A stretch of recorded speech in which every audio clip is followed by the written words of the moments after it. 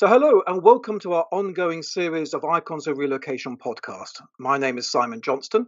I'm the CEO of Icon Relocation, a provider of world leading home search, moving, and property management solutions. Now, today I'm delighted to be joined by one of the most important people to know, really, if you're looking at a relocation to Hungary or, frankly, Eastern Europe. Who am I talking to? Of course, it's my good old friend, Stuart McAllister for Inter-Relocation based in Budapest. We've spoken a lot over the years, but since 2020, the world has really seen some substantial changes, not only just from COVID, but also what's been going on your borders. Could you maybe give us an oversight as what life's been like for you guys in Hungary since the start of the pandemic and since? Sure.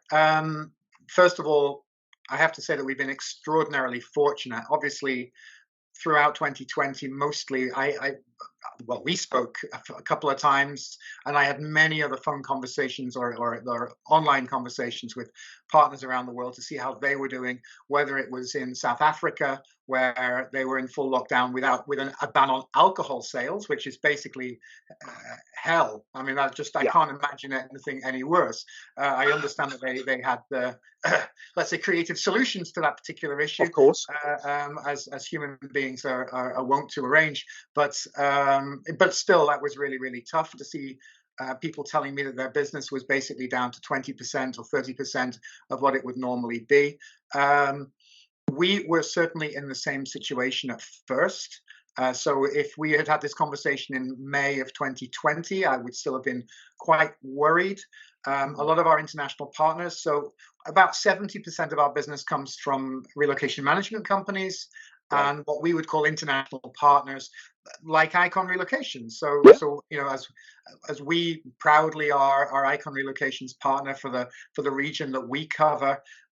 We also have several partners from Western Europe, which is why it's just not really that suspicious why our border stops at Austria, because the source of business from companies, whether they're in Germany, France, and so on, where they choose to have their relocations outbound managed from that country, and I'm sure it's the same in the UK sometimes, that then they want to work with a company like ours.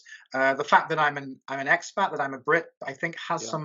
some help. Of course, I'm not doing the actual work. I'm just the man who stands there and promises that it will be brilliant wherever it's delivered, whether it's delivered in one of our flagship locations like Warsaw or Budapest or Prague, or in a much smaller location like Tallinn or Sofia.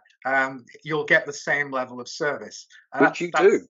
that's the goal anyway. So yeah, so it's May 2020, and I'm like, we're Mm, not doing that great. We've just accepted the small amount of government support that Hungary was offering, right. and but our partners were saying it looks like if your doors will open, they want to come. So from a business point of view, if it's possible, we've got clients that want to relocate people into your region. We certainly had locations that were more closed. We got very fortunate in that very early on, Hungary developed a business trip loophole. So if you could get an invitation from any legal entity in Hungary that said this person needs to come into the country on a Hmm. business trip, now this is pre-vaccination. In some So this is the cases, summer of 2020 we're talking about, yeah, so way before the vaccination rollout. precisely. That it was perfectly fine. You could invite somebody in, and then they would come over. And the immigration authority had told us if they're here, they can make their application in country. So we had now got the facility to relocate people inbound into Hungary. And then, for example, I can't remember when exactly, but some point during 2020, the Baltic states, Latvia, Lithuania, and Estonia opened a little Sure. bubble within those countries. And as luck would have it, we were doing some work for a major supermarket chain where there were many people in one of the Baltic states needing to move to another of those Baltic states Hmm. because they were going through a very major expansion program. And as you can imagine, the pandemic was certainly a very positive time for supermarkets, a very good opportunity. And that's not a Yeah, criticism, it's just a fact. So, therefore, absolutely. the opportunity to ramp up the expansion was definitely going forward. And obviously, we were very fortunate that we were there to support that. So, I'm almost embarrassed to say that our end result for 2020 was 1% better than 2019.